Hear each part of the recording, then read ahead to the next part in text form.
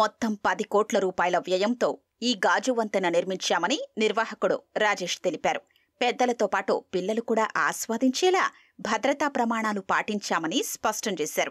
చాలా మంది పర్యాటకులు వస్తూ ఉంటారు, వాళ్ళకి సేఫ్టీ పరంగా ఎలాంటి ప్రికాషన్స్ తీసుకున్నారు? సేఫ్టీ పరంగా మేము ఇక్కడ మేము sufficient already well trained guards ఉంటారు మేడం ఇక్కడ.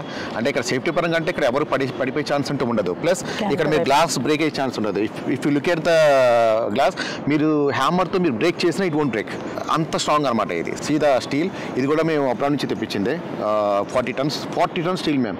సో మీకు పడిపోయే ఛాన్స్ అంటే ఏముండదు. ఒకే ఒక ఛాన్స్ ఏముంటుందంటే మేడం, ఇక్కడ భయపడి కదలడానికి కొంచెం భయపడి ఇక్కడ కూర్చుని పోయే ఛాన్స్ ఉంటుంది.